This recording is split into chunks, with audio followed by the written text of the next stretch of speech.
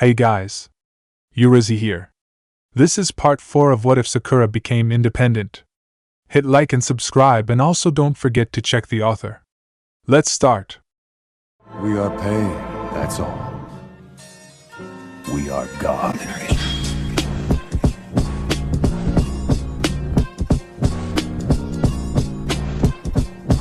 Chapter 22, Acmophobia, Part 1.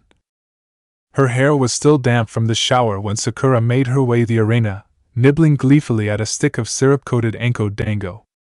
She'd never known a true calorie deficit until she met the Niken, but nowadays she ate more than she had before just to maintain her weight. And what weight she did have was beginning to be distributed differently, lean muscle reshaping her arms, legs, and abdomen. Sakura hadn't been precisely out of shape before, but the day-in, day-out conditioning had changed not only what her body was capable of, but what she thought her body was capable of. That in turn inspired a certain amount of confidence as she passed beneath the guest entrance. Perhaps she wouldn't stand on that field today, but she no longer felt herself to be so deeply unequal to most of them. Just most, she could take 20 years and not feel equal to doing anything more than running from Gaara. But she had one significant advantage on the competitors. She could enjoy the vendors that had turned out in force as the wealthy and the curious of 4 countries turned out for a rare exhibition match. She was also clean, put together, and likely to stay that way. Just days before she'd finally been in to see the specialist, and she no longer had the scar on her face staring at her every time she looked in the mirror. There'd been a strange, faint tinge of regret when she'd seen it absent on her skin, when she hadn't felt the faint tug of it when she smiled, but it had been nearly buried by the relief of no longer having that visible reminder of wave. She already carried quite enough of those. She followed the directions of the ninja on crowd control and maneuvered her way through the civilians crowding the stairways until she came down to the front rows, which had been reserved for shinobi. The idea being that though the competitors were expected to have the common sense not to use attacks that could injure someone in the stands, they all understood that competition affected judgment, and therefore were forming ranks of human shields in front of the daimyo and diplomats who might be understandably perturbed by a stray kunai. The stands were already filling and Sakura was trying to pick out someone familiar to sit by, not having much success at it. With Ino and the rest of Team 7 in the final round, she was left with few options among people who own age, transitioning directly from crippling shyness to being the best friend of the most popular and capable kunoichi in their class hadn't earned her many friends. And she didn't know many older shinobi. Gema-sensei was proctoring and Rado-sensei would spend the day serving as Hokage-sama's aide. She was beginning to think she should have invited the Niken along to keep her company when Sakura came to an odd realization. Before, the idea of sitting alone, the implication she didn't have anyone to sit with, that she didn't belong to a group, would have made her chest tight with anxiety. To a preteen girl, and maybe a preteen boy, for all she knew, not belonging anywhere was worse than belonging to a group that treated you badly. Now, that all seemed so petty. What did it matter that she was sitting alone? She'd killed alone, fought alone, trained alone.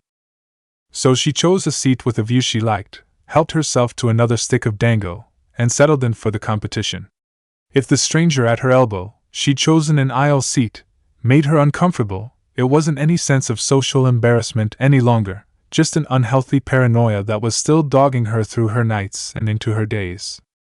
She would never admit to anyone that those first few nights back from the forest she'd shoved her bed just far enough away from the wall for her to slip into the crevice, feeling safer sleeping there for all that her tactical mind knew that it might limit her mobility if someone actually attacked her in her own home. But there was too much ambient noise and energy surrounding her for her to slip into herself. Even the shinobi were excited by the prospect of the competition. This year was heavy on names that carried a certain weight: the last of the Uchiha, the prodigy of the Hyuga, the demon come up out of the desert. Everyone else might have been window dressing for their matches, especially as they were guaranteed a match between the first and the last, and the odds were heavily favoring the winner of that match to face the Hyuga in the finals.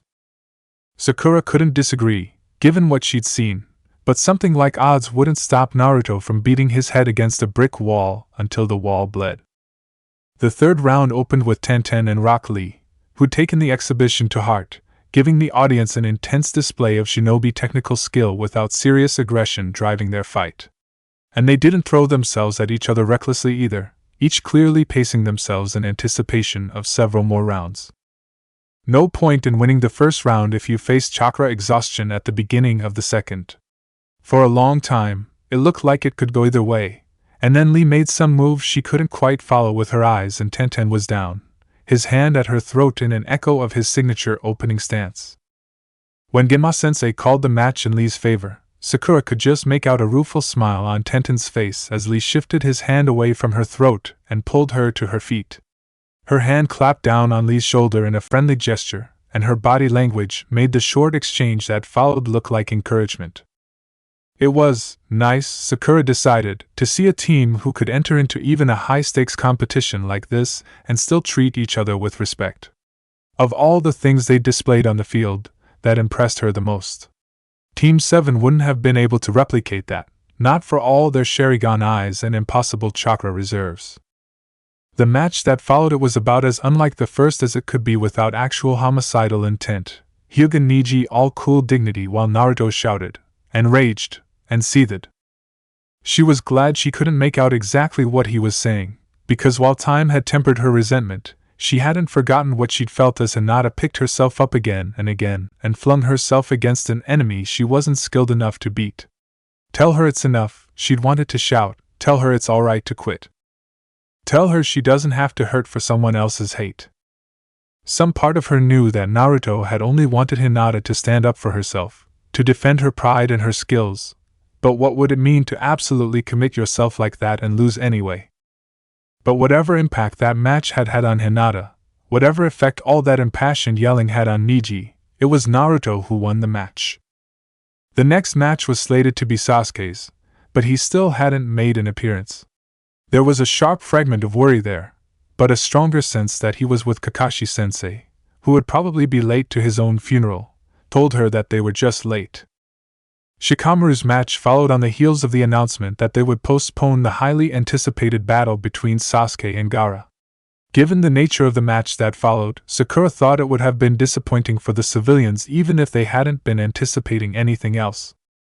Much like Kakashi-sensei, but without his flair or his ability to goad others into doing what he wanted them to do, Shikamaru would expend exactly enough effort to meet his goals and no more. In the academy, that had mostly been passing grades except on multiple-choice tests, which didn't involve nearly as much effort as essays. She couldn't help but think that some sort of bribery was involved, to keep him in this match when he looked so plainly apathetic. But not enough, apparently, to secure the effort for a second round. It was frustrating to watch the opponent who'd beaten her be handed her victory by someone who just didn't care enough to take it, but it was clear by the expression on Tamari's face that she found it infuriating. And she thought good, but there wasn't the vehemence there that she'd felt in Naruto's match against Niji. Paranoia had turned to a faint sense of shame, because she tried to kill her and Tamari, probably knowing that, had refrained from doing the same. She judged someone by their teammate, which was a stupid thing to do.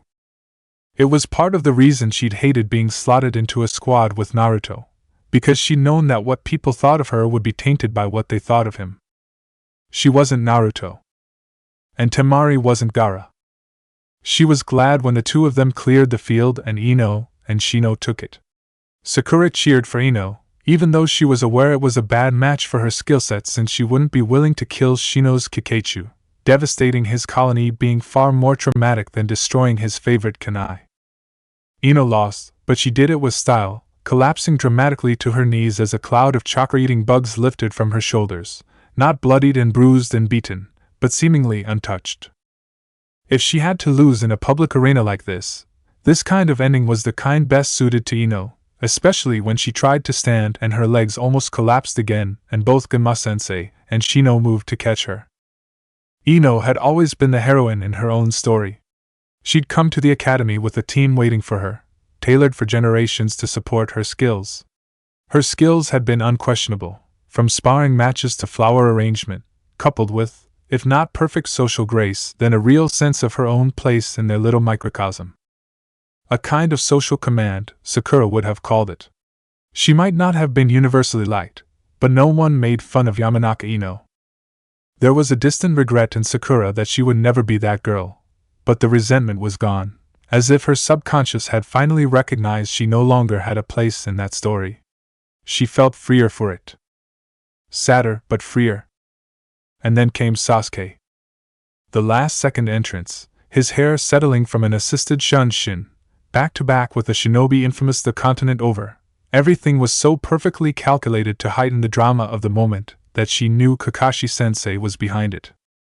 Why Kakashi-sensei was behind it was another question, because it would have been perfectly in character for him to simply amble in at the last minute, wave Sasuke on his way, and go back to reading his nasty novel. Maybe, her eyes slid over to the Hokage's balcony, maybe he was late to give everyone else a chance to fight the first round without being overshadowed by this match. Or maybe, she thought more wryly an instant later, Kakashi-sensei couldn't resist the urge to mess with this many people at the same time with so little effort on his part. That one was far less noble, but far more likely. Yo! Kakashi-sensei greeted her, suddenly lounging on the divider rail, hands tucked in his pockets. Did you forget to set your alarm this morning, Kakashi-sensei? Sakura asked dryly. Because the Ninkenslobber setting was working just fine on mine. Kakashi-sensei chuckled. Consider it practice for your first boyfriend. He too will wake you hours before you're ready just to slobber. Sasuke would not dash, Sakura retorted automatically before her brain processed the TPO. Kakashi-sensei, she hissed, ears burning a bright, embarrassed pink. Her reprimand only made him chuckle again. I suppose we should actually watch, he said laconically, turning back toward the arena. Given the amount of effort Sasuke put into his training. Sakura had been willing to be distracted from the match itself, had carefully shoved it into a dark corner of her mind and thrown a blanket over it. To her, Gaara was more monster-made flesh than a fellow shinobi. She'd seen his sand, how easily and effortlessly he manipulated it, seen how little life meant to him. Dosu hadn't been an opponent, he'd been an annoyance, crushed more easily than swatting a fly and with as little remorse. She didn't want to imagine Sasuke fighting him, because for all Sasuke's skill, she wasn't certain it would be a fight. If you keep frowning like that, you'll have wrinkles by the time you're 20, Kakashi-sensei chided her. I'm deeply hurt by your lack of faith. You didn't think I was just going to let Sasuke loose against Gaara without giving him a chance, did you? You only had a month, Sakura murmured skeptically. Ah, but there are massive shortcuts that can be taken in training when you factor in a Sharingan. Especially when that month was spent on two things and two things only. A weapon capable of piercing that sand and the speed he'll need to use it. Oh? That's a lot of confidence you have in your student, Kakashi. Sakura flinched as another man, another Jounin-sensei, appeared on the steps above Kakashi-sensei. Not only had she not heard him approach, he was rockly writ large, and that was painful for anyone with working fashion sensibilities. She might have been spending more time in blood and mud and less time on her hair, but at no point had she incurred brain damage significant enough to consider a clinging green jumpsuit anything less than spectacularly hideous. Even Sasuke wouldn't have been able to make it look good. Sakura almost couldn't look away, but Kakashi-sensei ignored him. Once the fight below started, Sakura found it an easy thing to replicate, because after a month's separation, with all her bruises and fractures healed and safely a bystander once again, it was hard to remember that she was angry at Sasuke when she was half convinced that at any moment he was going to die. Gaara's match with Dosu had been brutally short, but she thought she understood just how dangerous he was. She'd been wrong. As frightening as he'd been when he'd crushed the Otonin, it was worse to see just how ineffective Sasuke's attacks were against him. And when she learned what Kakashi-sensei had meant when he talked about a weapon, she was impressed for all of the roughly 43 seconds it took to understand that Gaara losing his composure wasn't an advantage at all. Things were bad, her breath caught painfully in her throat, chest tight with anxiety, fingers locked on the edge of her seat with such force that there was an ominous groan of protest. And then things got worse. Chapter 23, Acmophobia, Part 2. Her heartbeat slowed, her fingers relaxed, the muscles in her chest unclenched. Sakura slumped back in her seat, subsumed by a warm, drowsy wave. She felt safe and very sleepy. It was that feeling of absolute, cradled in her mother's arms safety that made the world feel wrong. Sakura didn't feel safe even in dreams. There was no reason for it now, not when she was almost certain she was about to discover if all Sasuke's blood ran as red as the liquid dripping from his knuckles. Genjutsu, she thought, reflexively stopped the flow of chakra in her nervous system. And just like that, the drowsiness vanished, replaced with a tension that had her strung as tight as a kodo. She was almost surprised she wasn't vibrating like a plucked string, but she forced herself to let her head loll gracelessly to one side, hands dropping to her lap. Closer to her knives. Sakura's quickly decided her field of vision was too limited, her hair prickling with unease at the thought of pretending to be asleep when she could hear the distinctive sound of kunai striking kunai in the stands around her. Her fingers twisted in a familiar gesture, and she slipped out of the shell, her clone remaining slumped in her seat. Crouched on her hands and knees, Sakura took in chaos even down the valley formed by the seats, ninja from the village fighting a war above, around, and between the bodies of civilians and shinobi still caught in the genjutsu. It wasn't until one of their opponents toppled into her space that she caught sight of a too familiar forehead protector. That single musical note told her everything. And nothing. The nothing could wait, because the ninja wasn't dead. Sakura pounced, powerful leg muscles driving the motion smoothly forward, and before the ninja had recovered his balance, one of her hands had seized his jaw and she slammed his head against the concrete. Her control over her chakra-enhanced strength had improved over the course of a month. When his jaw snapped and splayed and his head impacted with enough force to kill, it was on purpose. She was a long way from shattering boulders and cracking concrete, and she'd fractured her radius in 2 places during that month in practice. But humans were a lot more fragile than rocks. Especially when it involved blunt force trauma to the head. A jounin, who'd apparently been charging to her rescue, or maybe he just to finish what he'd started, stared incredulously down at her for a moment, and then was gone again without a word. Sakura considered falling back to her original position, but a glance back at Kakashi-sensei and Might Guy revealed 2 jounin intentionally making targets of themselves, and she wanted no part of that action. She thought about sheltering in place, pretending to be dead, and waiting for it all to be over, but that was only that small, frightened self that had never stopped running from that first ninja with quicksilver eyes. The rest of her was calculating how to keep her head down and still contribute to the battle. Better control of her chakra-enhanced strength or not, one-on-one tutoring with her knife skills or not, training in the Shunshin or not, she was one genin. In the stories, Orochimaru was a lot of things, but an idiot wasn't one of them. If she had to invade a foreign village with a limited force, her infiltrators were all going to be jounin. And against a jounin, she had exactly one weapon. Surprise.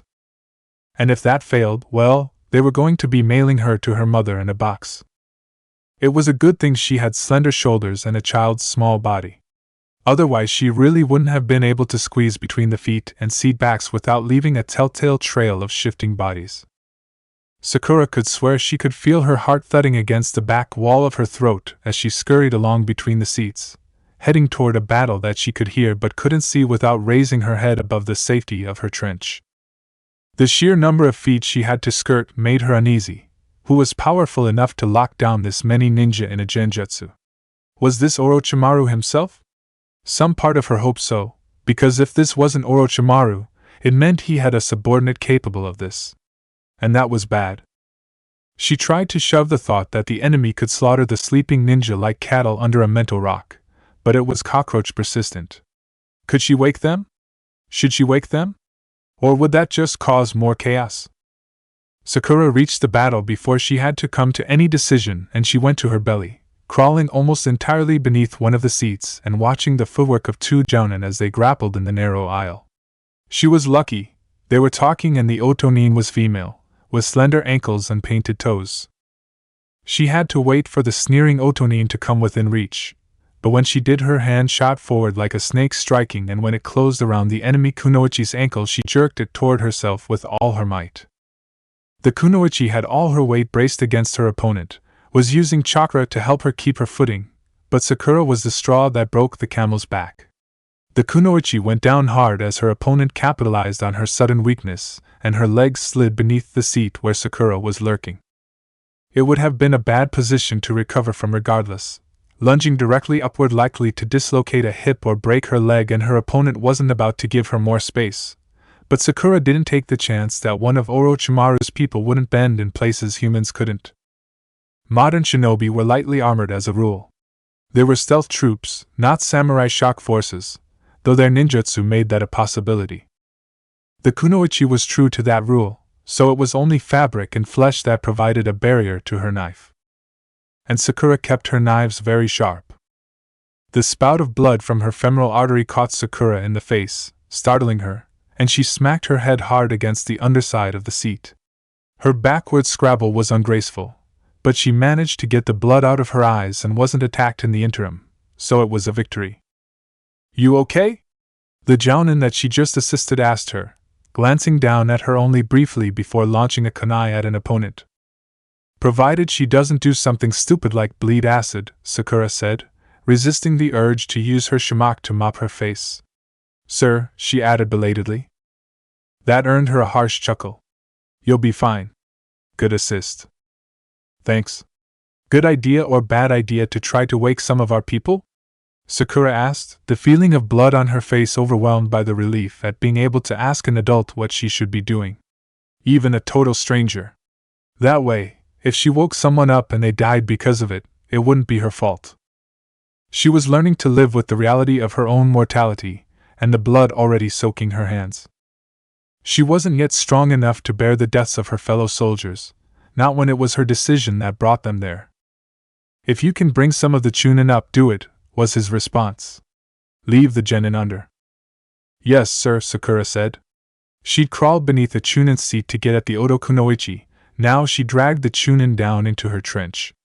She didn't need him standing up in surprise only to catch a kunai to the back of the head.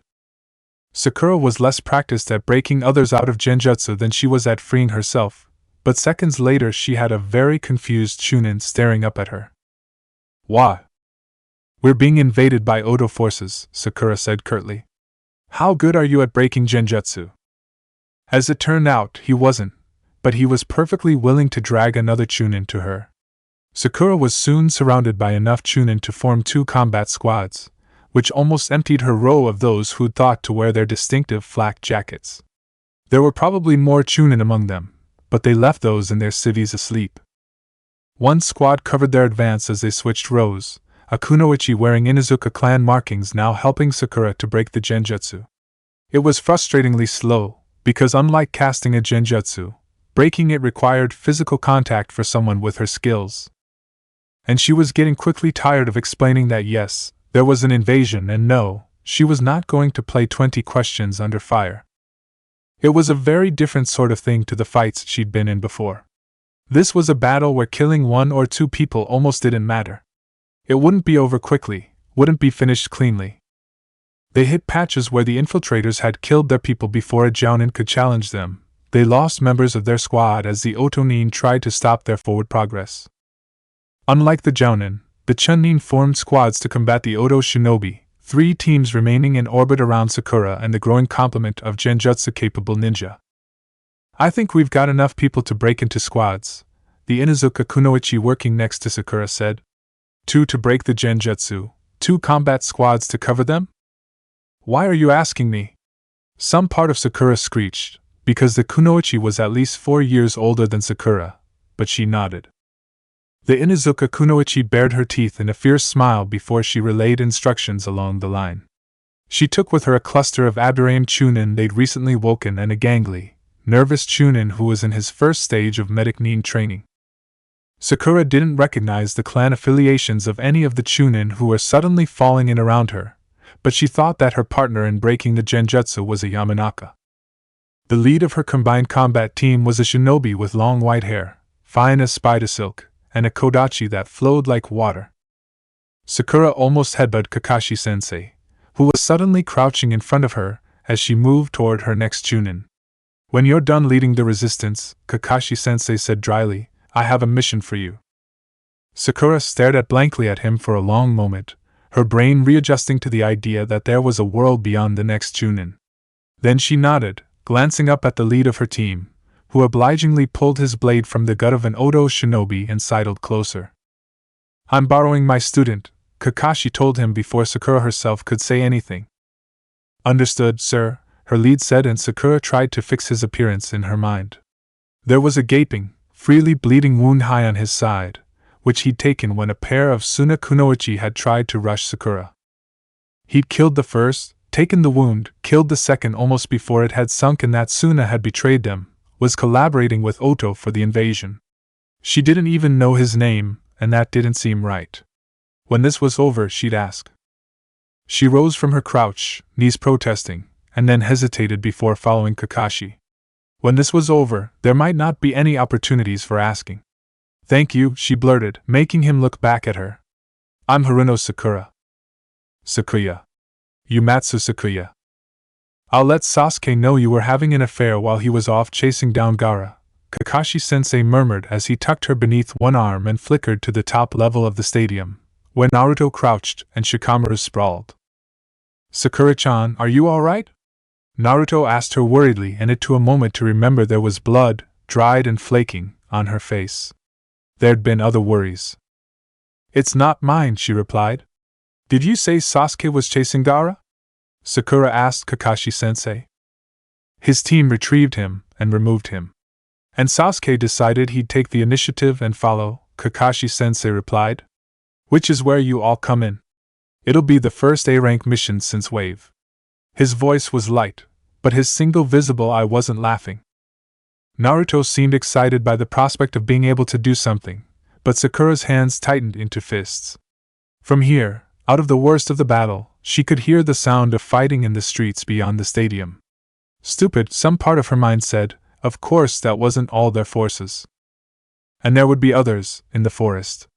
Out there wouldn't be a combat squad supporting her, covering her flanks and keeping her from harm. Sakura watched in silence as Kakashi-sensei explained their mission, summoned the Niken, and sent them on their way. There was almost a sense of inevitability as Pakken alerted them to the fact that they'd picked up a tail. A large group, 8 ninja, 2 Chunin-level combat squads. She listened as Shikamaru condemned himself, volunteered to be the one left behind, to set the ambush so they could go ahead. She could have let him. Not too long ago, she would have let him. He'd have been right, because that Sakura didn't have the necessary skills, but more than that, that Sakura wouldn't have had the requisite courage. She was not that Sakura. She took some small comfort in the fact that Kakashi-sensei seemed to have anticipated this, sending the whole pack and not just Pakken. No, she said firmly, earning her a surprised glance. Your chakra reserves haven't recovered from your match with Temari. You're more clever than I am, Shikamaru, but you can't outwit chakra exhaustion. Take Pakken with you and catch up to Sasuke, before he gets himself hurt. The pack and I will take care of it. Someone, she didn't look down to discover who, but the fur felt like Shiba or maybe Akino, brushed beneath her hand in a gesture of silent comfort. Are you sure? Naruto blurted. Yes. The word wasn't as firm as she wanted, so she cleared her throat and tried again. Yes. It's not fine, but none of this is, she said, jerking her chin back toward where smoke was blackening the sky above the village. Just get Sasuke. Please. If she explained any further, tried to say anything more, she was going to lose her nerve. She clenched her teeth tight to prevent any more words from escaping. She expected Naruto to argue, but he was giving her a very strange look. And then he nodded solemnly. Okay, he said, voice raspy. Okay. We'll be back to pick you up before you know it. And then we'll give 'em what for together. And then they were gone. Chapter 24 Acmophobia, Part 3. Sakura made a silent resolution to herself that when she survived this battle, she was going to acquire a sealing scroll, fill it with everything she thought she'd need and some she didn't, and carry it everywhere. She'd even take it to the bath and tuck it under her pillow at night, if that was what it took to have it with her when it would be really useful. Like now. She had her basic kit, because that already followed her around more faithfully than one of the Niken when there were treats to be had. But as she crouched down in a strategy circle with the Niken, she couldn't help but feel that more equipment would be more useful than a head full of mostly theoretical knowledge. Luckily, the Niken brought a lot of experience to the table. For a brief moment, she'd felt very alone when Naruto and Shikamaru had left, but that had been wrong. She did have teammates, Packmates, 7 of them, the numbers not so unbalanced as she'd feared. We can't risk trying a genjutsu trap, not with a squad this large, Akino murmured. Guruko nodded gravely. Unless you can take them all out quickly and cleanly, it'll turn into a trap for you instead of for them. And for us. We're going to have to separate them. Hunt, Harry, hurt, Baisok recited solemnly. We've never practiced this, never hunted as a pack with you, Sakura, so listen. Ahei, Akino, and Shiba are the fastest of the pack, and working together, they can run your average ninja into the ground. They'll hamstring a shinobi and take them down working together, but only Bull is big enough to pull down a man on his own. He's got twice the crush power in his jaws as the rest of us. He can break the big bones in a man's leg. Bull gave a huff of agreement. Guruko, Urushi and I are primarily trackers, but we can distract and harry an enemy. Sakura nodded, committing everything to memory. She was familiar with the speed of each of the dogs, had seen several of their tactics in use, but it would be different when it wasn't in play. Sakura could remember clearly that first, terrifying run in wave, so she saw the advantage of using the pack. They just had to think of a plan that used all their strengths effectively. It didn't have to be foolproof. Naruto wasn't here, but it did have to work. Sakura closed her eyes, biting her lip. 8 ninja. 2 combat teams. It probably wouldn't be hard to separate them into 2 teams. Habit was a powerful force, and very few ninja had much practice on working with a squad larger than 4.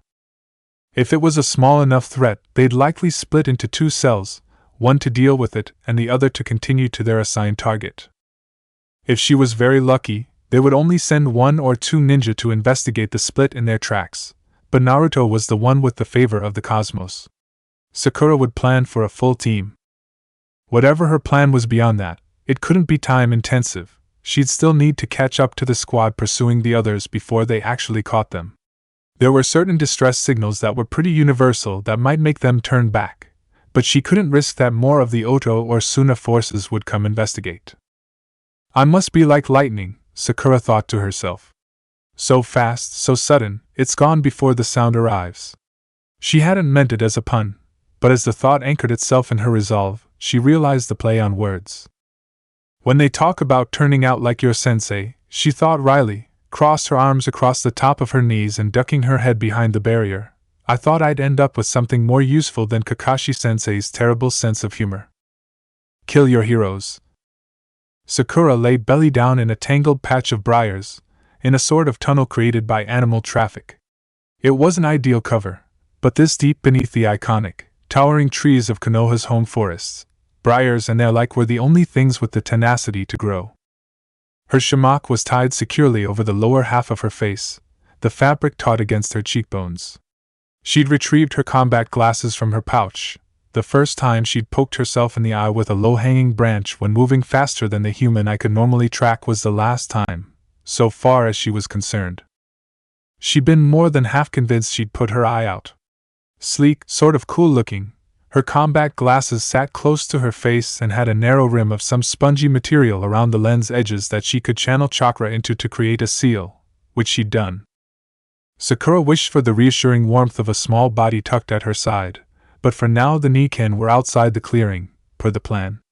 Pakken was the best sensor of the pack, but Akino had confirmed that a full squad had taken their bait and followed Sakura's trail.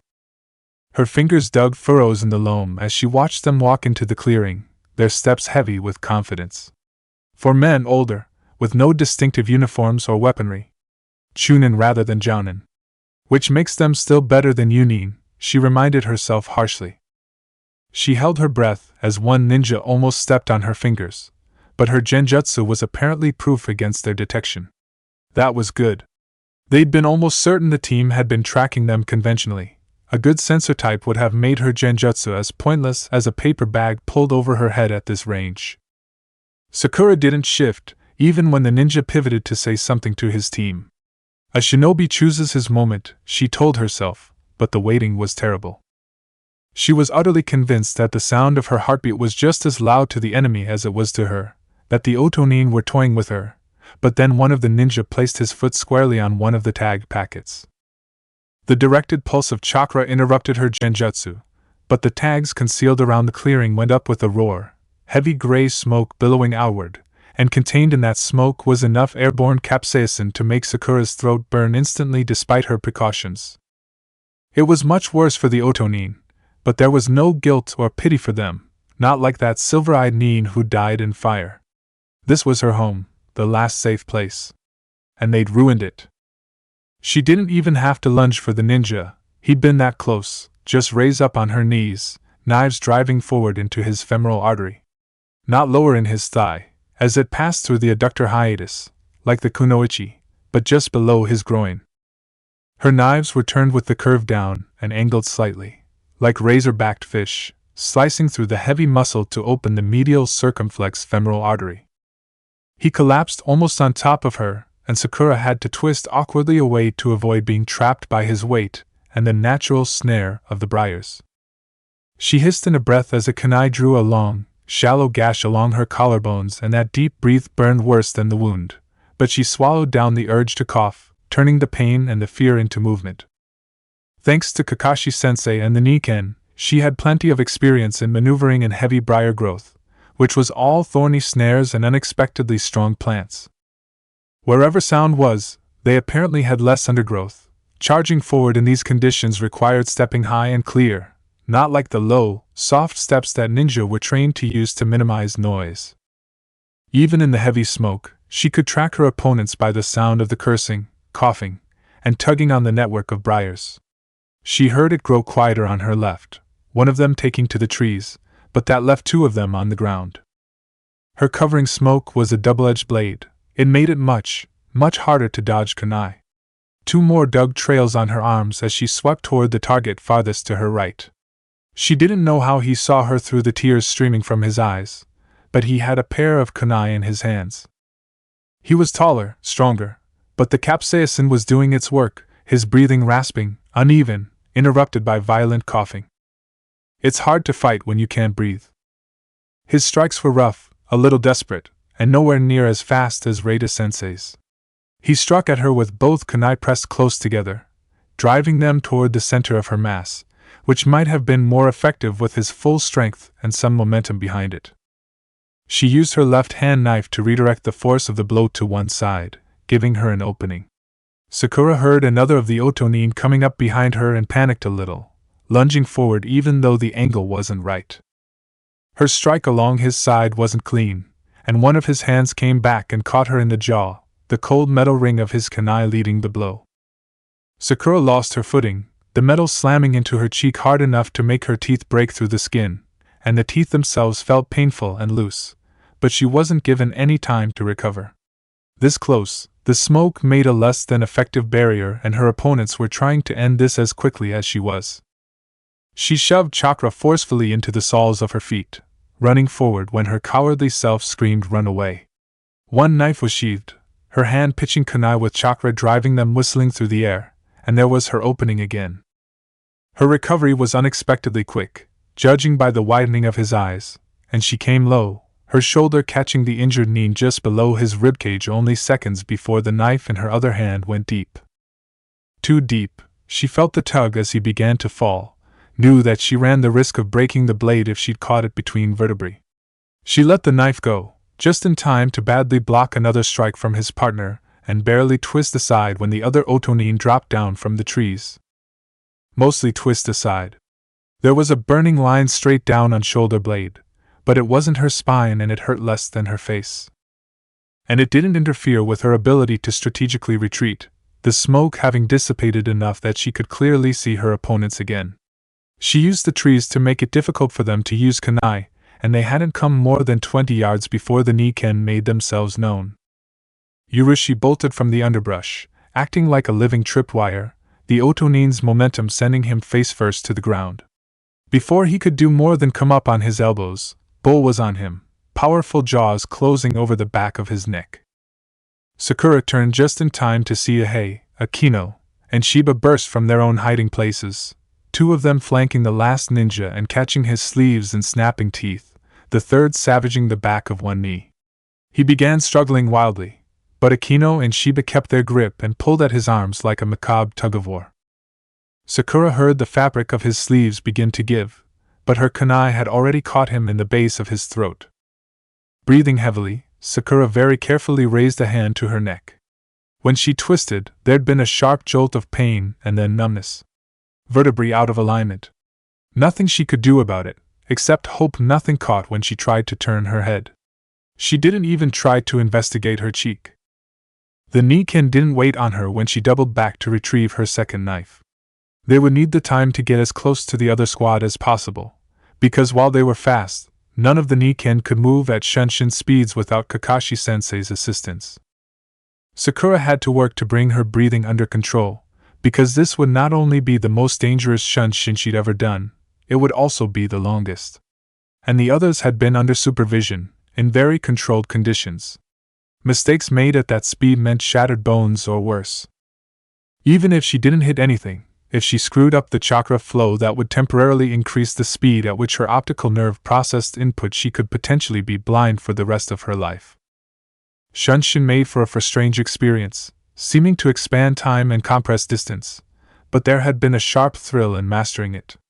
She just hadn't expected to be quizzed on that mastery so soon.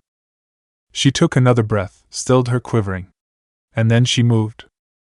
The Chunin had half-turned toward her, so her knife ripped cleanly through his throat, blood slinging in a liquid arc from the edge of her knife. Shit, one of her opponents snarled violently as the rest of the team whirled to face her. Looks like Akaji's squad dropped the ball, another commented, sounding far less worried than his companion. That worried Sakura, but she was already doubling back on her own trail, racing toward the Niken. They'd hoped the ninja would choose to chase the prey they could see, and Sakura felt a brief flare of satisfaction as she caught glimpses of all three when she dared glance back. That satisfaction turned to pain as three ninja proved too much for her skill at dodging.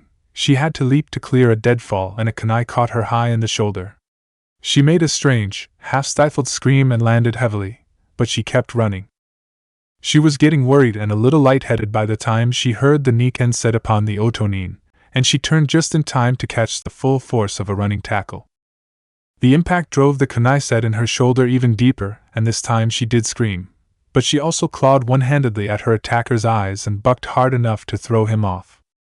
Sakura scrabbled upright and found herself almost face-to-face with that nin who'd spoken with such confidence earlier. He was wearing an unnerving grin as he rose from the forest floor, casually brushing off the legs of his pants. Was there some sort of requirement in Oto's shinobi code that said they weren't allowed to let ninja out of training until they'd convinced them that a kill wasn't any good unless they spiced it with a little fear? She felt nauseous from the pain and her left arm wasn't working well, though a rough movement as the Otonin proved it wasn't only Konoha that knew how to use fire to dislodge the kunai. Kuruko almost startled her as he charged in, but their opponent was fast on his feet, and he caught the small dog hard in the ribs. Kuruko yelped as the force lifted him off his feet and slammed him heavily into a tree. A handful of Saban pinned him there, and Sakura darted in, trying to make use of the opening, but she underestimated just how good her opponent was.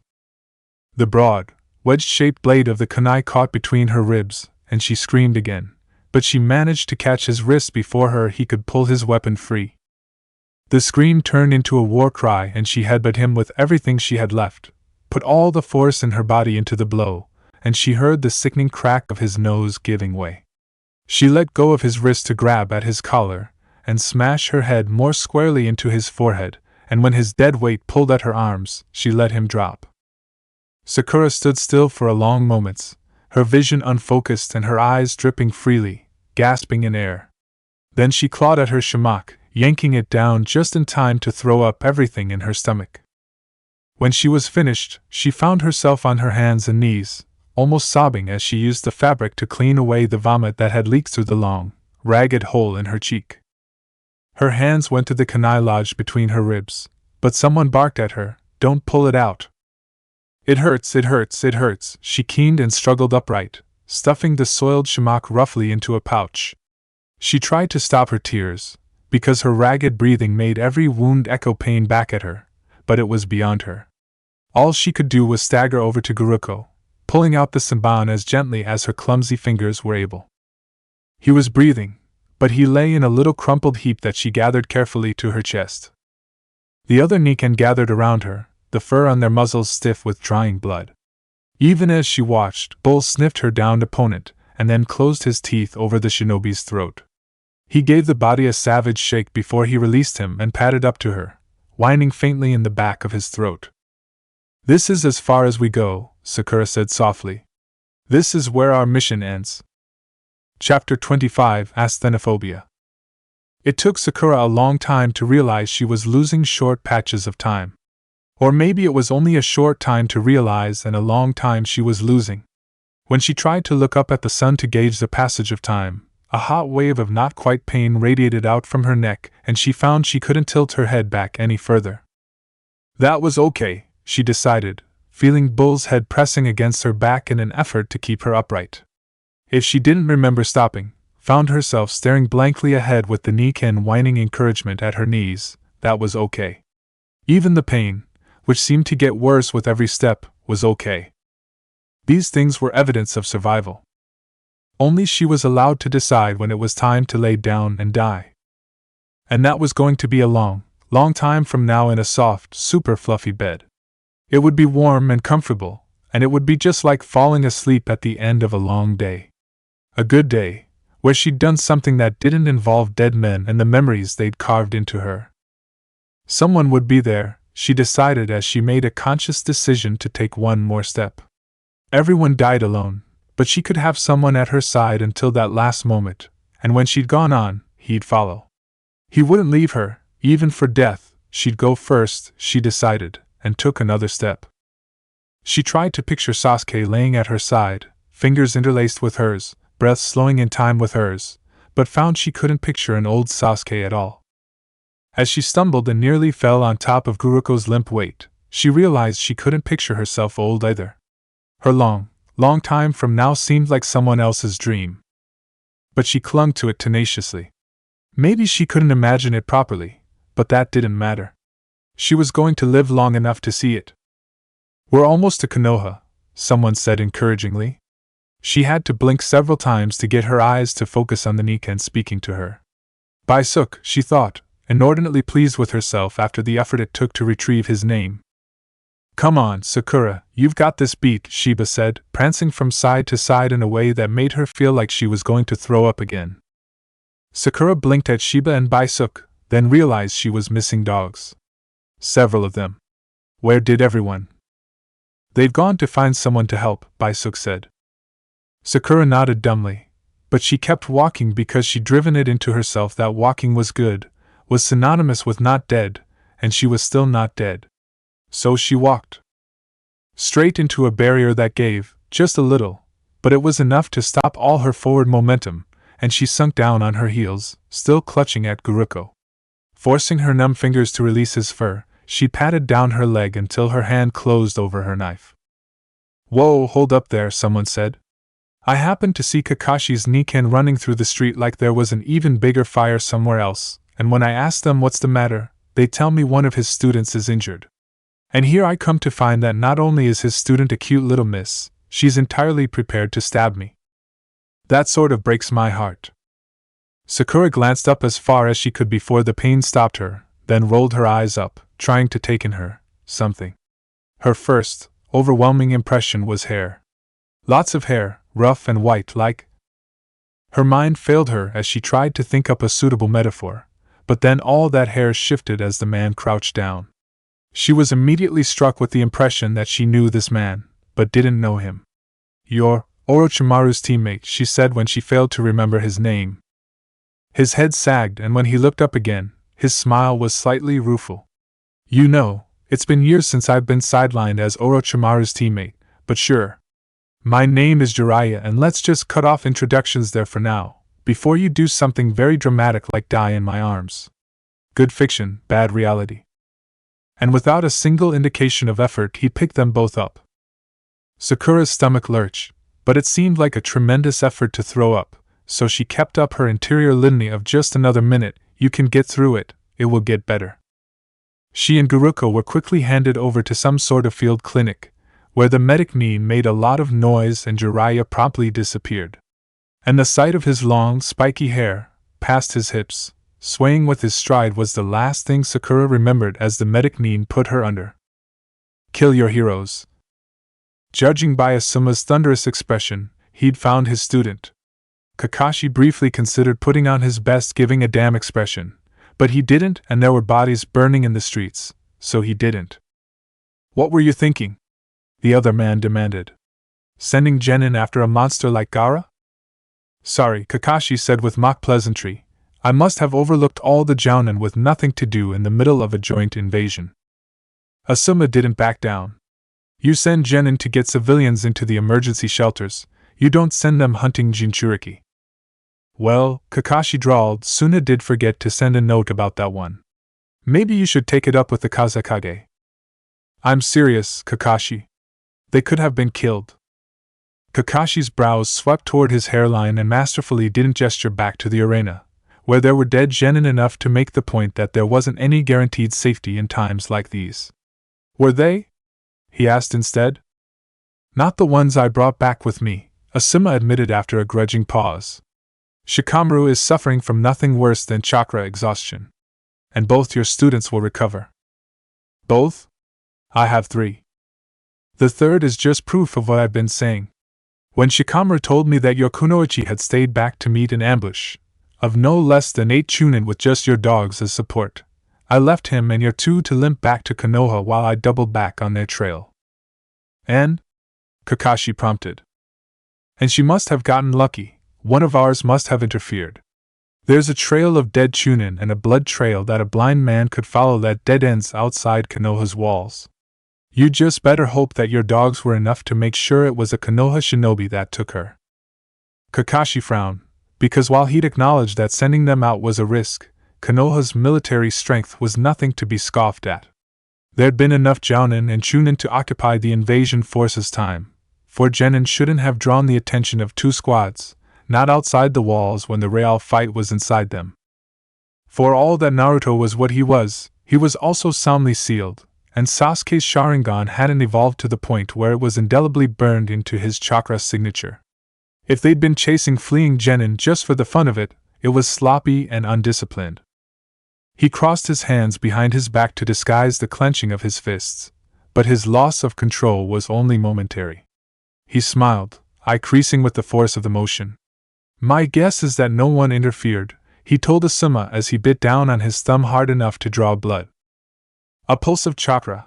His reserves were low enough that it gave him a faint headache, but the Sharingan was an insatiable pit he'd learned to live with, had a hay at his feet, muzzle stained with blood.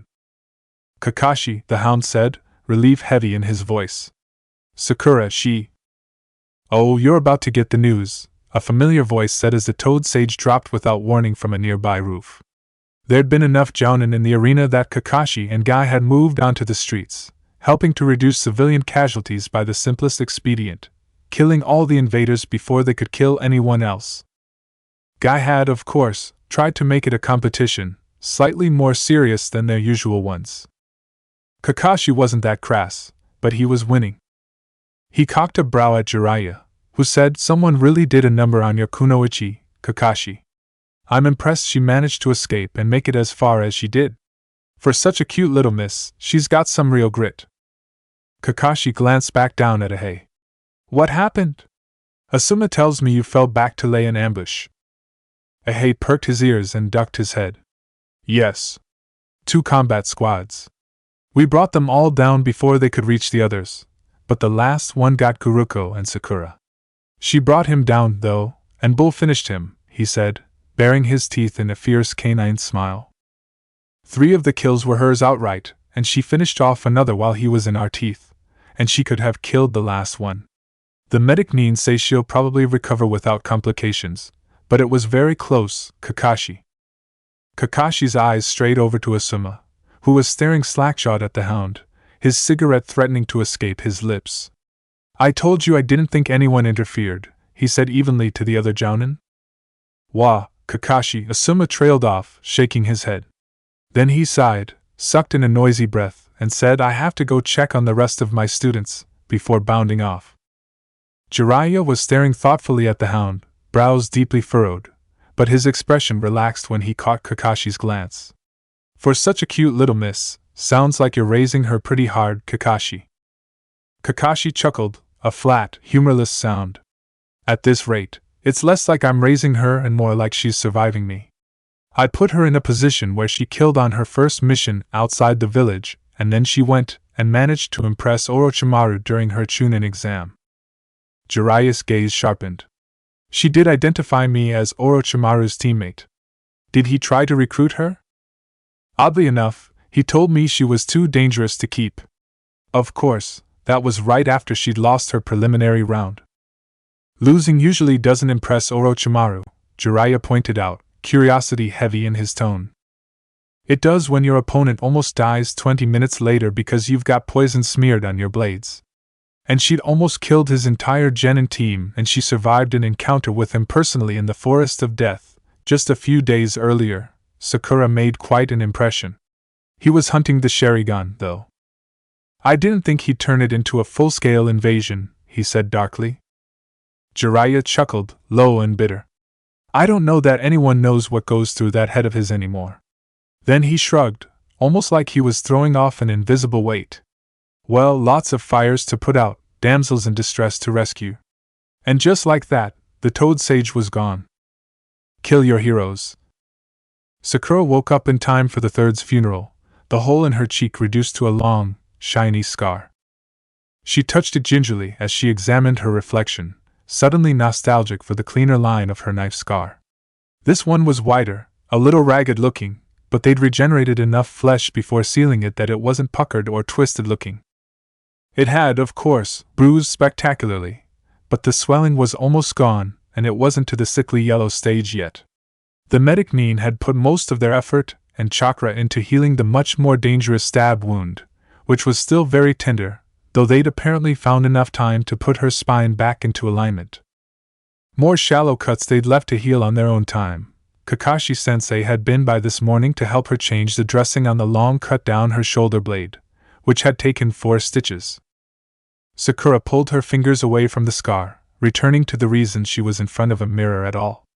It was a miserably overcast day, which lent the right sort of melancholy for the funeral of a man as great as the third, but she also wanted to be her neat, presentable best when they paid their respects.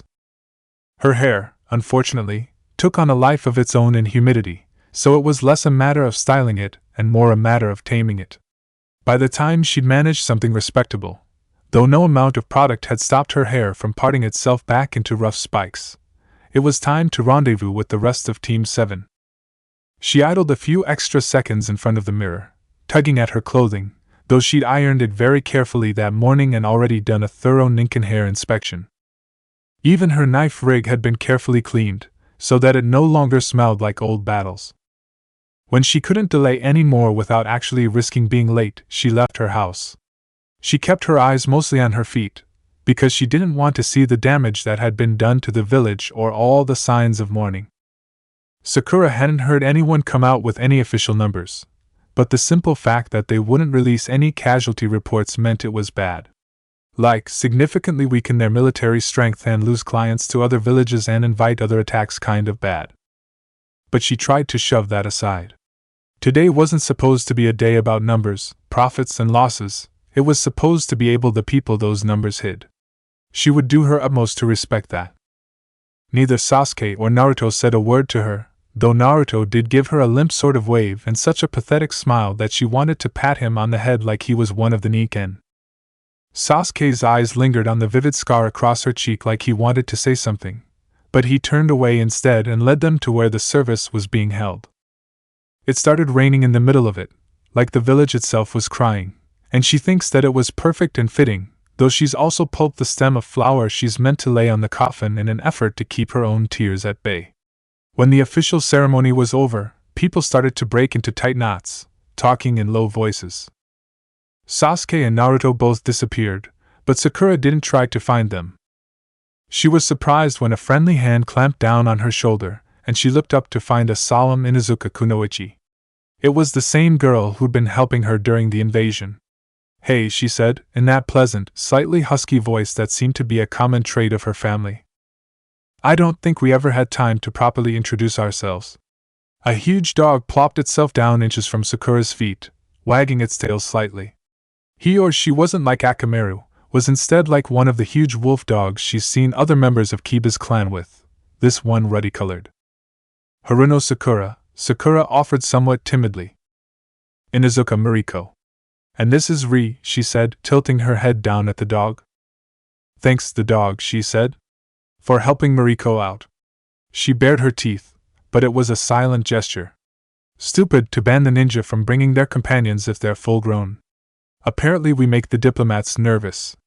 As if we're all that eager to bite them. If you can get past the stench of their cologne, you can taste it.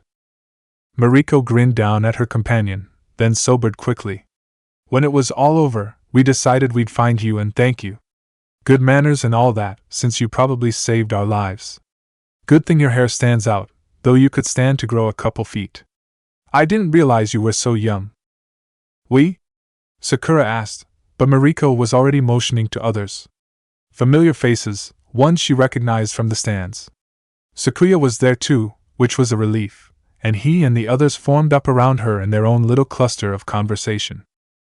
From the corner of her eye, she glimpsed Team 10, but then someone said something and her attention was drawn back to the Chunin who'd stood with her during the invasion. They were strangers, some of whose names she would doubtless forget, some of whom she might never speak to again, but for now they were companions, united by experience and grief. Chapter 26, Hypnophobia. Sakura didn't see much of either of her teammates in the following days, though she saw enough of the Niken and Kakashi-sensei. It was only her very early morning practices that continued as they had, for now, there wasn't enough leisure time to casually hold squad practice. She could only assume that Sasuke and Naruto were still doing their own morning solo practices as well, because she, the other genin, and most of the Chunin had been tapped as labor and had been separated into work teams supervised by civilians. Beginning the day after the third's funeral, for an entire week, Konoha turned every available resource toward rebuilding, including its human resources. No battle was ever fought that cleaned up after itself. The large summons that had been present, and some of the more impressive ninjutsu had destroyed a lot of infrastructure. Almost 40% of the village was without power and 20% was without running water. Hundreds had emerged from the shelters to find their homes destroyed and their shops ruined. It was to those shops and homes that the younger ninja were assigned. It was the jounin who were dealing with the bodies, dredging them out of the rivers so they couldn't contaminate their drinking water. Doing mass burning of the otonin before insects and vermin turned them into vectors of disease. It was, in short, a disaster. And in order to fund the recovery, jounin and chunin were going to be dispatched in large numbers once they returned from escorting the shaken dignitaries home. Most of those had stayed long enough for the third's funeral, both out of respect and because they'd been made to understand that until the ninja had secured the village and had time to assess that they weren't going to meet any nasty surprises on the way home, it would be far safer to stay a few nights in the village. Sakura had heard most of this from Kakashi-sensei, when he had informed her that she'd be working under a construction foreman after another team had cleared an area of rubble and salvaged what they could.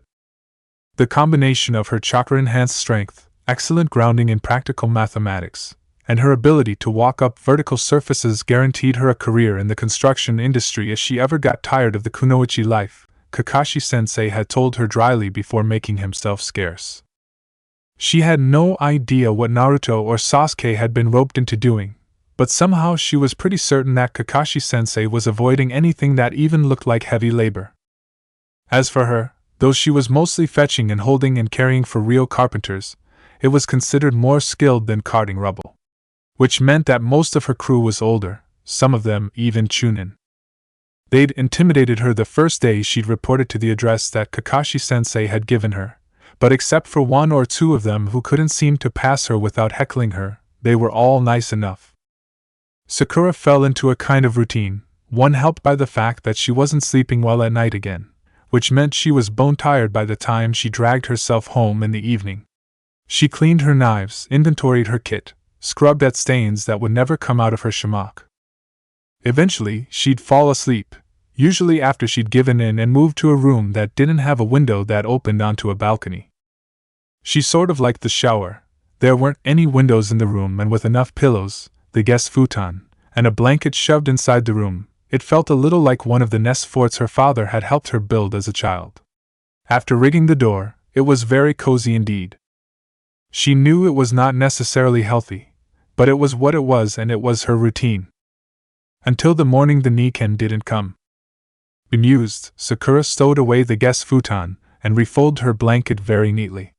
By the time she dressed and the pack hadn't appeared, she was worried, but also half convinced that Kakashi-sensei had left on a mission without telling her and taken the Nikken with him. When she'd finished eating breakfast, she'd reconsidered that, because as much as she liked to harp about how irresponsible and irritating Kakashi-sensei was, he'd never left her without the Nikken in the morning before. Not since Wave. Sakura was probably the only one of her team who knew their sensei's address, though it had been Pakken and not Kakashi who had given it to her. She never used it before now, but urgency and worry were their own excuses. Sakura eventually made it to his apartment building, though she'd taken at least 2 wrong turns and resorted to asking directions from an old man setting up a takoyaki stand. Sakura lived in a neighborhood of nice single-family homes, where entrepreneurial types ran things like bakeries and flower shops on the ground floor. Pakken had told her that they and Kakashi-sensei lived in an apartment building. She just hadn't expected quite what she found. Clean, well-maintained, but clearly showing its age, its units very small if she judged by the space between doors. The whole neighborhood was like that, clean but rundown, the streets more narrow than she was accustomed to. Of course, now that she'd seen it, she couldn't have said what she'd been expecting. As far as she'd observed, all Kakashi-sensei really needed was a dry space to store his smutty books. He hadn't even bothered to personalize his uniform, and she'd never seen him use anything other than standard ninja kit. If it weren't for the Nikken, she could almost have believed that he bunked with a different woman every night like that one rumor said. Or, more likely, took up space on unsuspecting people's couches. Maybe had long-suffering friends with guest bedrooms. Sakura was staring up at the balconies, trying to make sense of the numbering system, when she heard a door open and shut somewhere on the 4th floor. She automatically looked in the direction of the noise, but she was surprised to recognize the person pacing agitatedly back and forth on the balcony. "Genma-sensei?" She called up to him. She was still working on her lip reading, but the shape of an expletive was easy to make out. Genma-sensei swung himself easily over the railing, landing enviably lightly on his feet. "What's wrong with Kakashi-sensei?" Sakura demanded. Genma-sensei scrubbed a hand through his hair. "All of his students have fantastic timing," he grumbled, then sighed deeply. Kakashi was involved in an incident. A classified incident, he clarified when Sakura opened her mouth to ask for details. "He's injured and out of commission for a little while, that's all. They're waiting on a specialist," he said after a significant pause. "Oh," was Sakura's soft, startled exclamation, because she'd only ever seen Kakashi-sensei exhausted, never really injured, even against Tsubusa. "But he'll be alright?" she asked hopefully. "We'll see," was Genma-sensei's less than encouraging reply. "But it might be a while, Sakura." "Damn it," he said with feeling. "You're going to be finished with the work group in a couple days. And I've already received a list of assignments thick enough to choke on. But I'll try to work something out, at the very least, pull you down some D ranks or something. Give me until the day after tomorrow, alright?" Sakura could only nod silently, then she glanced up at Kakashi's apartment. "Can I go see him?" she asked quietly. Genma-sensei's hand came down on her head and rather than ruffle her hair, simply rocked it back and forth. "Sure, princess," he said gently. "I'll even let you take care of Kakashi's dusting. Kill your heroes." Genma-sensei was as good as his word, though his words as he led her to the site of her next assignment were something less than encouraging. "Just be respectful," he said quietly, his hand on her shoulder. Sakura glanced up at him, then at the house they'd been approaching. It looked picturesque, a tidy little house shadowed by low, fruiting trees.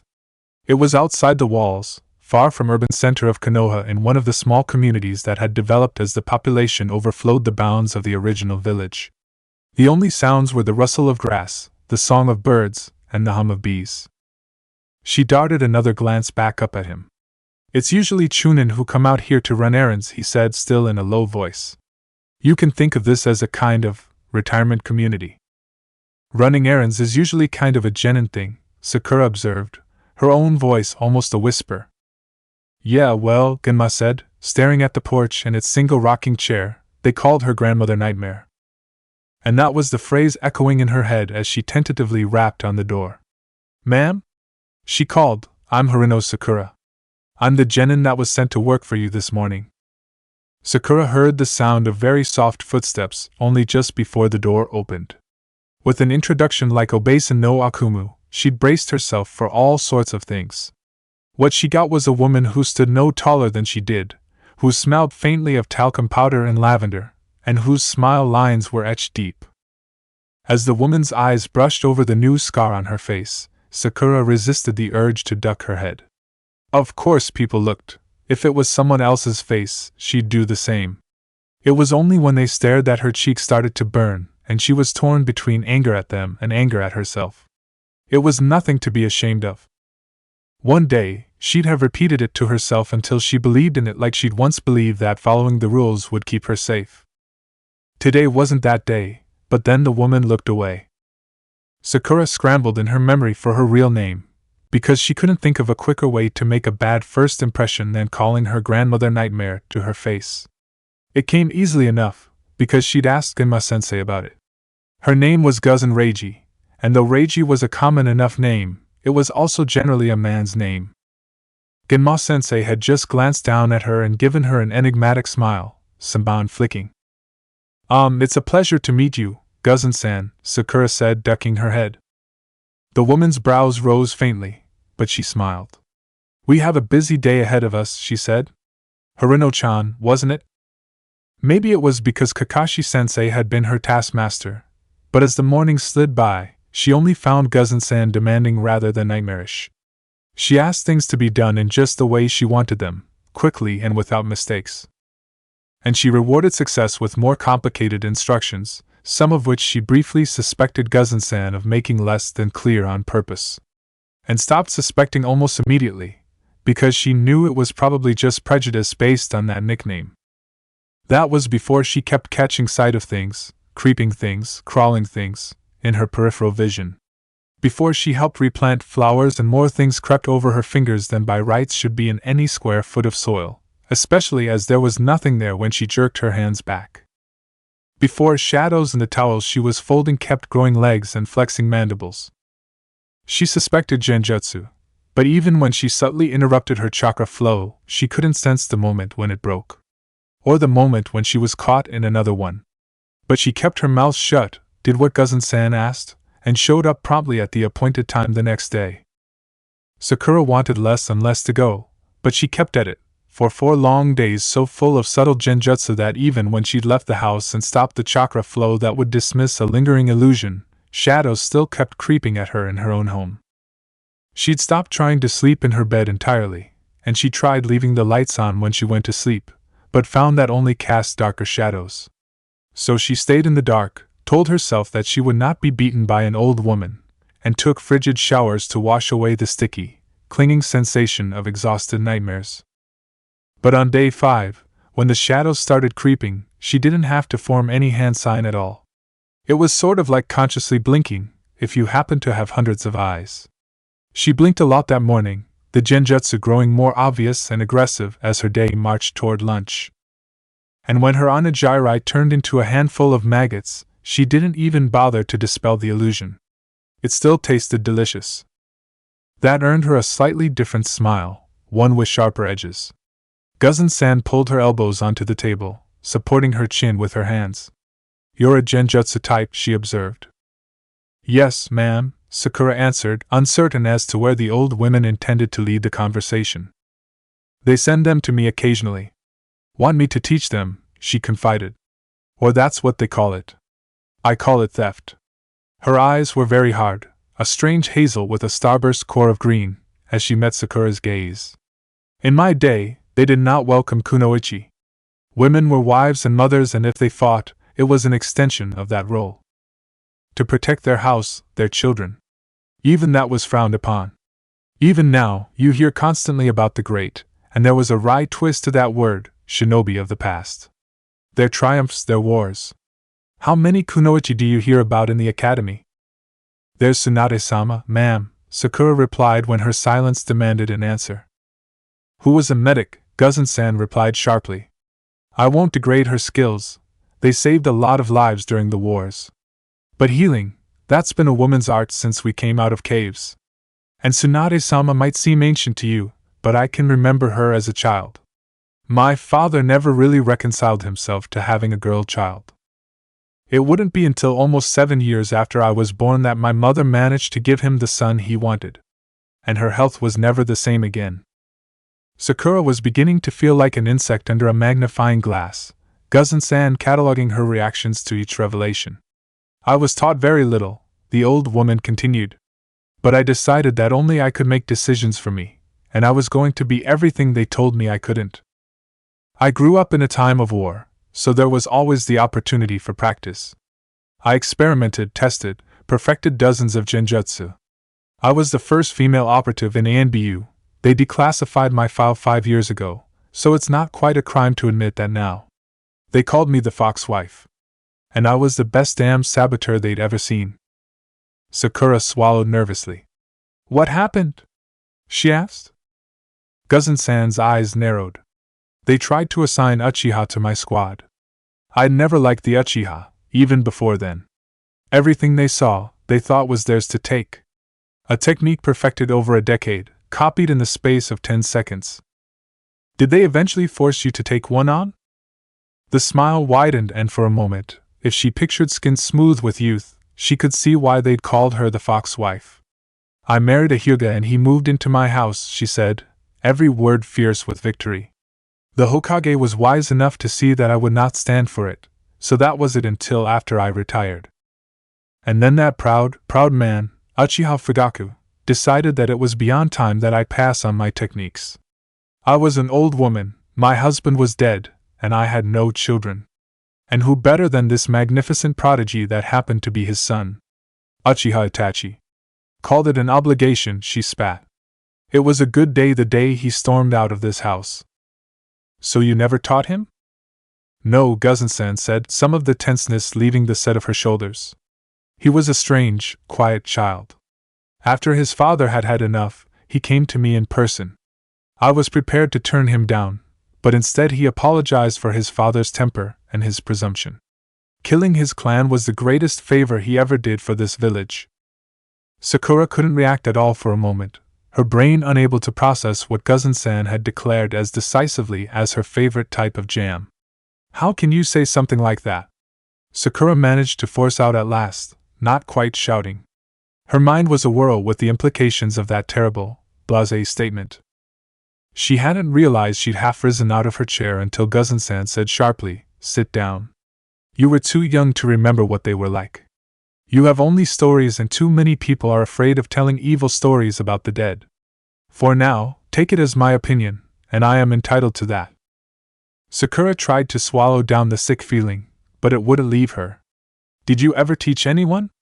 She asked, searching desperately for a question to ask when all she wanted to do was leave. Not formally. And none of my techniques in full. The closest I ever came was with Orochimaru. There was a clever, curious child. You're, Sakura shook her head. A monster? Oh, probably. There comes a time when you're too old and too tired for hypocrisy, and I spent my youth keeping enemies awake for nights on end with terrors. I know what I am. And I thought I knew what you were. I thought Hatake had sent you, to make one last attempt at forcing me to choose someone to pass my techniques onto before I die. But as it turns out, you're just a genin who doesn't give up when faced with a mean old lady. She chuckled and withdrew her hands to her lap.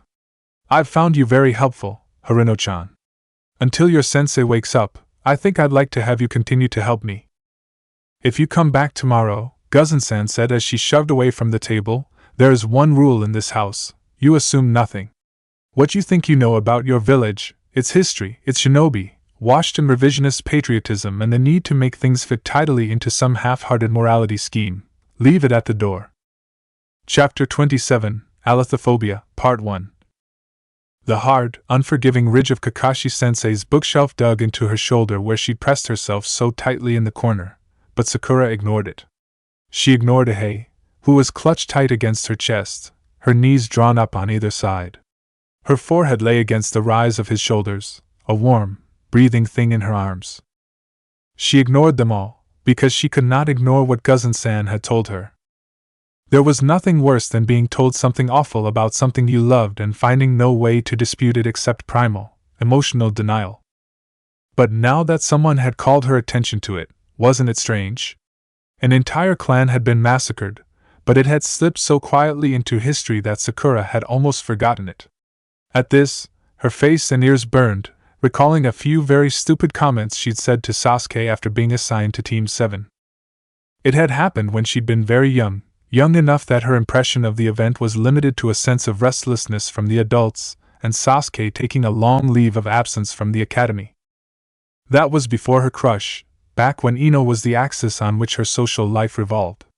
She hadn't paid it any special kind of notice, any more than when Shino was sick for days at a time as his body tried to adjust to hosting his colonies. In fact, before coming to Kakashi-sensei's, she'd actually gone to the library and spent hours in front of the microfilm viewer, reading back issues of the Konoha Daily. There'd only been a week of headline articles, then it had just slipped out of the village's social consciousness, appearing further and further back in the paper until it wasn't mentioned at all. She'd ignored the dirty look of the librarian as she'd retrieved the roll that had the edition of the paper released exactly a year after the massacre, but there'd been no mention of it. Almost like it had never happened. Uchiha Itachi, she whispered to herself inside her head. She'd parroted that name back at Guzan-san, intuiting that he was someone she should have known from her tone and a vague recollection that it was a name she'd heard before. Until the papers, she hadn't realized that he was Sasuke's older brother, though reading it had reminded her that it had been a name she'd heard a lot at the academy. And then she hadn't, and not for a moment had she stopped to wonder why. The death of a clan, fallen almost entirely out of popular memory. Sakura shivered, wondering just what else had faded so easily out of the history she knew. The question wasn't whether she believed Guzan-san. The massacre had happened. That was indelible fact. Uchiha Itachi had been officially declared the perpetrator. That was what the papers said. People wouldn't have put it aside so quickly if they'd been better liked, if Guzan-san had been alone in her resentment of the Uchiha. That was what deductive reasoning said. The question was whether or not she wanted to go back to Guzan-san, to hear whatever else the fox wife might have to say. To live, every day, with the memories she would carry home. To hear things she didn't want to hear about her village and its heroes, who she wanted desperately to believe were good men. No, not good men, infallible men. Her grip on that belief was already pretty tenuous, thanks to Kakashi-sensei. Who came, but late. Always late.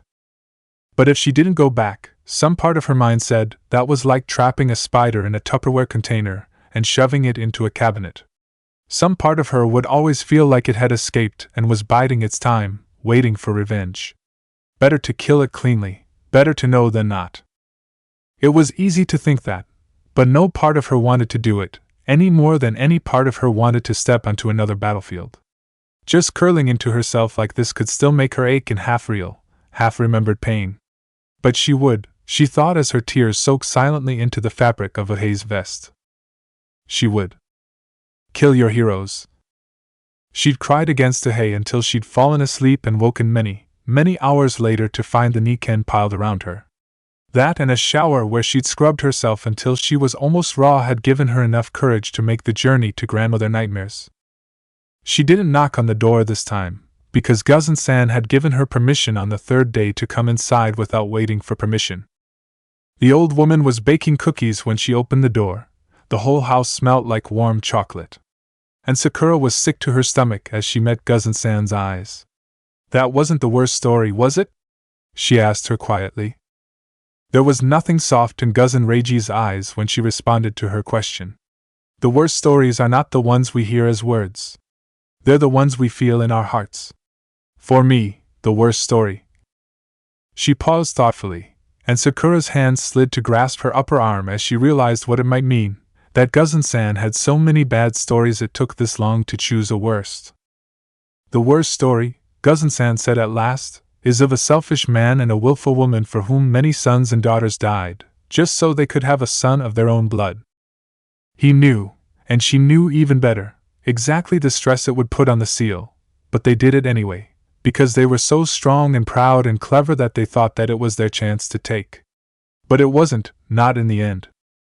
So many dead, all because they didn't have the sense to adopt and raise a child of the heart, rather than of the flesh. And he died for it, but did anyone think he'd gotten exactly what he deserved? Sakura was so still she wasn't certain she was even breathing, but Guzan-san's gaze was fixed somewhere in the past. No, she said softly, voice sharper than one of Sakura's knives. No.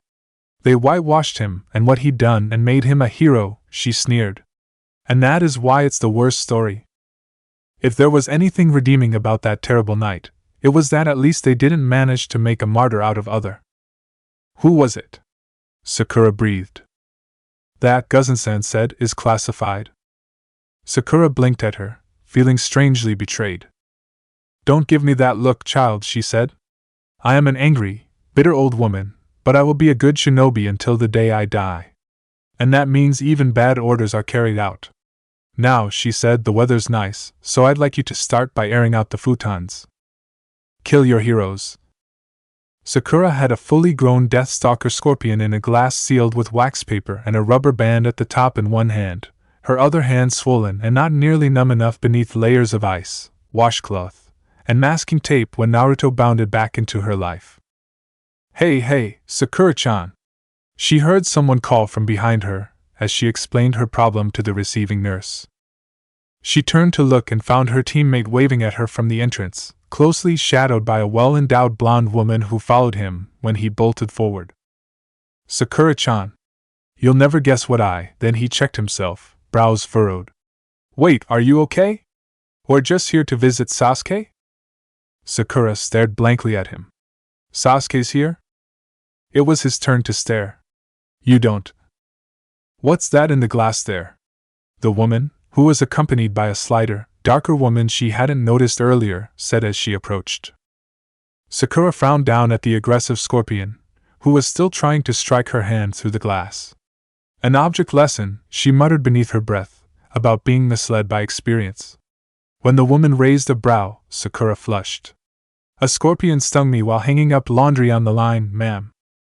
Now both brows soared because Konoha didn't have any native species of scorpions, but then the nurse called Sakura's attention back to treatment of her throbbing hand. And that was the first time Sakura saw Senju Tsunade, the third member of the Sannin. Konohagakure's legendary three, who might only have one among them openly called a traitor, but all of them had left the village. That was Guzan-san's first remark when Sakura brought her the news that Tsunade had returned to become the Godame, after she'd been released from the hospital and had very grumpily returned Guzan-san's scorpion to her. Of course, by that point Sakura was convinced that the only people that Guzan-san respected and liked were the others who had survived careers as ANBU lifers. And those were a very, very few, most of them living nearby and many of whom Sakura had met as what Gemna-sensei had intended to be a D-class mission or two overran her life. But as Sakura listened to the murmur of the village, shamelessly eavesdropping on conversations as she ran errands, Guzan-san wasn't the only one who was less than forgiving about the formidable healing skills that Tsunade had deprived the village of when she'd left. There was a lot of talk centered on how many might have been saved in the wake of the invasion if she'd been there. Sakura had contradictory feelings about what she'd heard, read, and seen, but what concerned her more than the new Hokage was the first proper meeting of Team 7 since the invasion, which hadn't yet happened. Sasuke hadn't been released from the hospital yet, though she was going to go see him today. It felt, somehow, like she was going to that first meeting again, back when they'd only been genin candidates. It wasn't only that there were more dead men and scars between her and them again, though that was part of it. The time she'd spent learning not to flinch when whole passels of illusionary spiders rained down on her while changing a light bulb, Sasuke had spent in the hospital for a reason no one would tell her. While she'd listened to Guzan-san explain that insects were effective in genjutsu because people readily believed they were real and most found them disturbing en masse, while more fantastic illusions invited the brain to realize it was trapped in an illusion, Naruto had been off on some adventure with the Toad Sage. Even Kakashi-sensei. When she'd been breaking plates while washing dishes, slicing open veins and learning that the fears that really spoke to people, the ones hardest to shake off, were the ones rooted deeply in reality, He'd had Medic Neen coming by to make certain his 4 was feeding correctly. But first, she had an audience with their new Hokage. She shifted restlessly, Kakashi-sensei occupying the time as they waited with his novel, which was somehow both irritating and reassuringly familiar. She was surprised to see Shikamaru and Asuma exit the Hokage's office, Shikamaru looking deeply unsatisfied with the Chunin vest tucked under one arm. His scowl disappeared briefly as he said, "Hey, Sakura," as they passed them. She managed to muster a smile in return, but then Kakashi-sensei was peeling himself from the wall, and she followed him into the office. She knew the slighter, dark-haired woman as Shizen now, Tsunade-sama's apprentice, but she was a little bemused by the pygmy pig that came to snuffle at her foot. The blonde-haired woman waved them impatiently further in until they stood before her desk. "So, Kakashi," she said, "it seems you have a whole passel of extraordinary students." Hazel eyes fixed on Sakura, who struggled not to squirm. "Haruno Sakura?" "Yes, ma'am," Sakura responded, and it was only because of time spent with Guzen-san that she didn't squeak. If her voice was a little higher than normal, it was because the part of her brain that would forever live in the academy regarded the office of the Hokage with more than a little awe. Despite the interruption of the exams, upon review of their performances, 2 of your yearmates received promotions today, Tsunade informed her, settling her chin on interlaced fingers. You, however, were eliminated during the preliminaries after the second section. "Yes, ma'am," Sakura replied, swallowing down the memory of that match.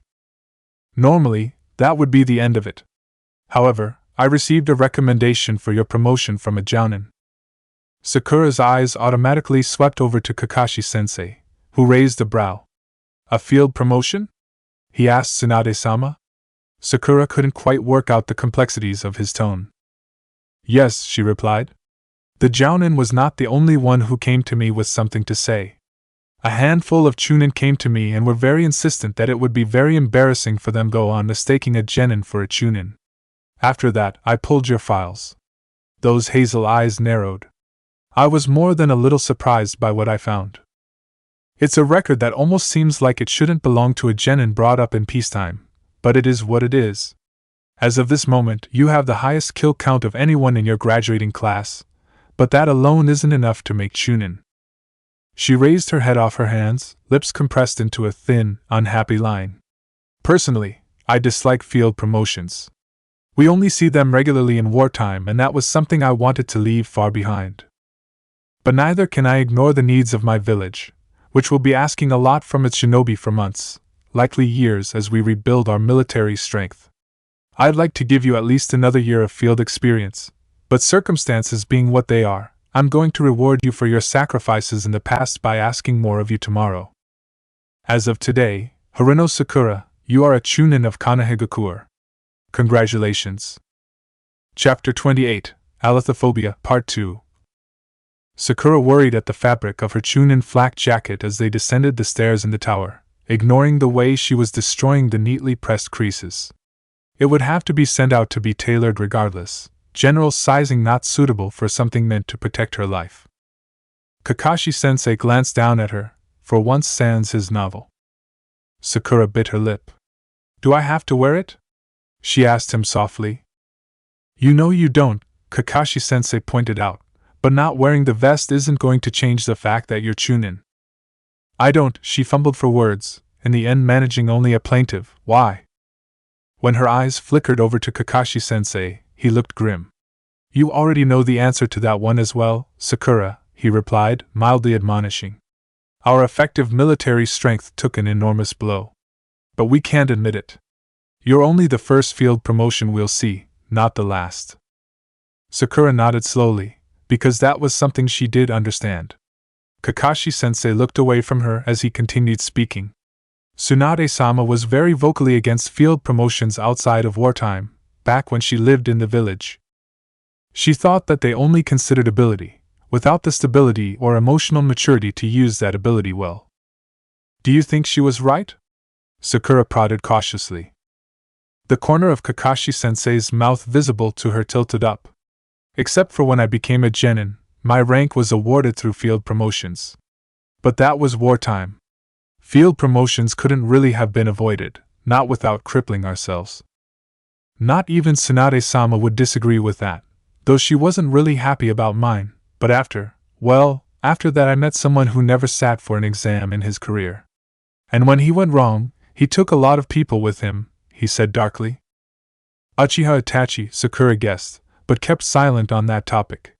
She wasn't ready to discuss the massacre with Kakashi-sensei, because that would lead to Guzen-san and the things she had to say, and she wanted to keep that part of her life as far from the rest of it as she could. To pretend, just a little while longer, that it wasn't something that seeped into everything, spoiling her world of black and white with all sorts of shades of gray. And spiders. Do you think that I deserve to be promoted? She forced herself to ask instead. Kakashi-sensei didn't answer for a long time, and she was almost certain he wasn't going to answer at all when he spoke. I think things would be much easier for you if you'd had more field experience. I agree with Tsunade-sama on that. All of your missions have either been deranks or assignments gone sour. But while she might be hurting for personnel, but she's being careful about who she's promoting. Someone else might have promoted every genin who made it into the final round. She didn't. Instead, she promoted you, the Nara, and the Aburame boy. It wasn't a decision based solely on the exam. Both of the boys also managed to detect and escape the genjutsu on their own and contribute to the village's defense, even if the Nara required a little motivation. That was probably why she decided against promoting Rock Lee, who is highly skilled but also dangerously specialized due to his disadvantages. I don't doubt that he'll make Chunin, but he'll really have to work for it. He shook off his speculations, reaching out to ruffle her hair. Don't look like that, Sakura, he told her. I might not be certain you're ready, but you deserve the promotion. She stared back. That makes no sense, she protested. I am a deeply complicated man, he told her. She kept her gaze fixed on him a moment longer, then deliberately turned away. Yes, Kakashi-sensei. Do I detect sarcasm from my student? He asked, this time rapping his knuckles gently against the side of her head.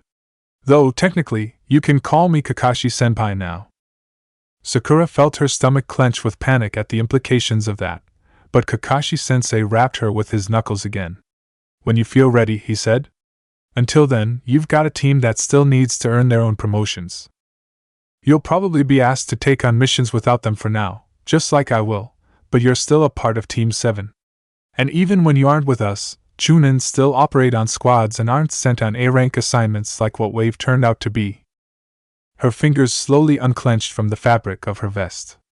I'm really glad you're alright, she said with sudden fierceness. I could say the same, Kakashi-sensei replied. Considering our record and how long I was unavailable, I'm surprised you didn't have to thwart another invasion. I want the extra key to my apartment back, he added casually. Sakura frowned and did not look at him when she muttered, No. You have hard locks. I could change them, he suggested. You won't, Sakura said. And I won't tell Naruto or Sasuke where you live. Fair enough, Kakashi-sensei conceded after another long moment. But you will stop alphabetizing my novels. Kill your heroes. As they entered the hospital, Kakashi-sensei disappeared for a follow-up appointment that Tsunade-sama herself had told him in no uncertain terms that he would actually appear for. If she gambled, she'd put money on him making an escape within the first 3 minutes. Sakura was left to shrug on her new flak vest. His advice was that it was better that her teammates find out now rather than later, and ask for directions to Sasuke's room. The mystery of why Kakashi-sensei and Sasuke would be hospitalized, or hospitalized in Kakashi-sensei's case, at the same time gnawed at her, amplified by the fact that everyone had refused to tell her what was wrong with either of them. And she'd seen Kakashi-sensei, who hadn't had wounds of the visible and gaping kind.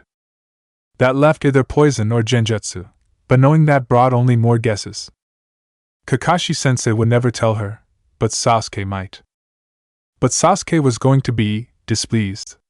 She winced at her own understatement, because Sasuke was going to be furious and Naruto was going to be upset, but she did think that Kakashi-sensei was probably right.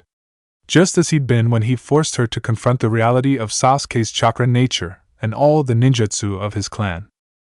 Better now, in the relative safety of the village, than in the field. It didn't really make the prospect any more pleasant. When she came to the room she'd been directed to, she double-checked the room number and spent several minutes straightening her clothes and smoothing her hair. Anything to delay actually opening the door, but at last she slid it open with a quick, decisive movement. And found nothing. No one, she quickly amended, because the covers of the bed were tossed back in such a way that suggested someone had gotten up in a hurry. All her nervousness transmuting to irritation, Sakura considered where they might have gone. They likely hadn't actually left the hospital. Sasuke wasn't Kakashi-sensei after all, but she couldn't actually see Sasuke intentionally loitering in public spaces like one of the waiting rooms. She bit down harder on her lip as she considered how likely it was they'd gone somewhere that wasn't a public space. Sasuke might drop honorifics, but he didn't usually go out of his way to break rules. But as far as Naruto was concerned, as his record at the academy had proven, doors meant to keep him out were mostly a suggestion. More than one of their instructors had asked him snidely if he could read. With that in mind, she had an idea where they might be.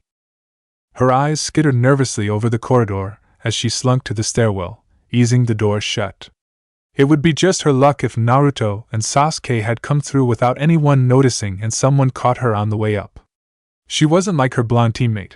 She didn't have much experience with being in trouble with adults. And despite how pathetic it seemed, she still felt that same nervous pinch in her belly when she thought about being yelled at. For all the dead men between her and the academy, she was still in many ways that good child who thought rules existed for a reason. But she made it safely to the rooftop and found the door that led onto the roof not quite shut all the way. She would have crept out cautiously. It could have been a member of the staff after all, but she heard the sharp, unmistakable shriek of kunai grinding against one another. Sakura darted out, but even as two familiar figures came into sight, she heard another sound. The sound of 1,000 birds chirping, they'd said. Chidori.